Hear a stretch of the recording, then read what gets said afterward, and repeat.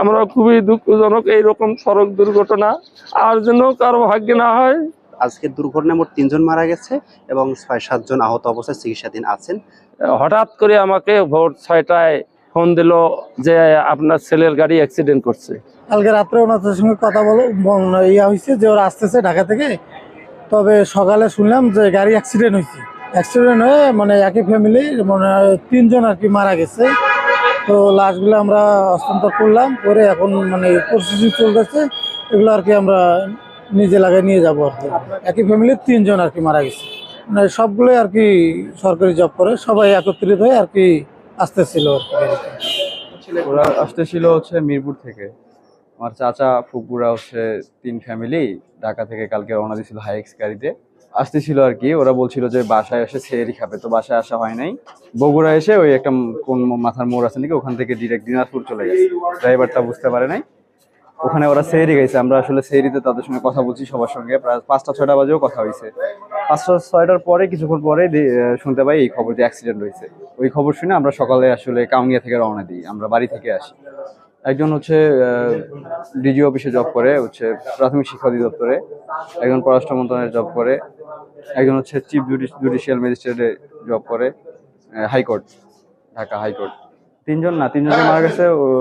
ওরা কেউ জব করে না, যারা আছে আহত আছে তারা জব করে। ছেলের কথা জানতে পারি যে গাড়িতে উঠছে, ওরা একটা হাইক্স ভাড়া করে নিয়ে আমার ছেলে, ছেলের বউ, নাতি নাতনি, আমার শালি, 2 শালা, 2 শালার বউ, 2 শালার মেয়ে, তারা জামাই সহ মোট 17 জন এক গাড়িতে ছিল।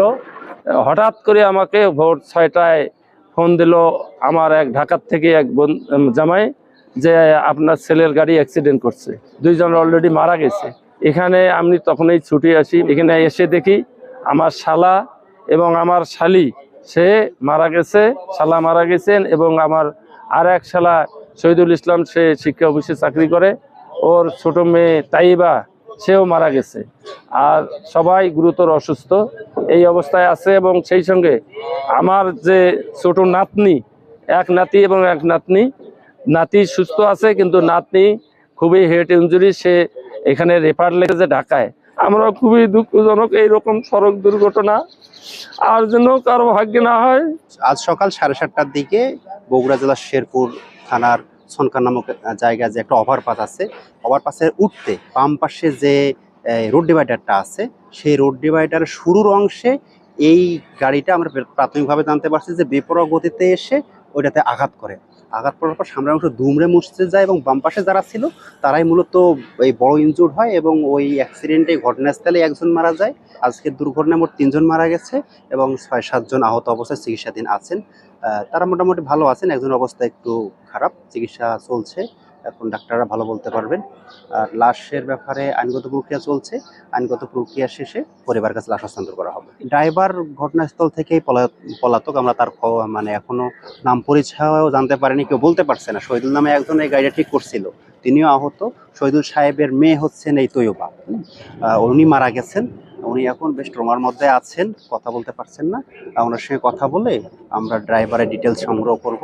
আর উনি, আমি যতটুকু জানতে পারছি, ঘটনাস্থল থেকে পলাতক।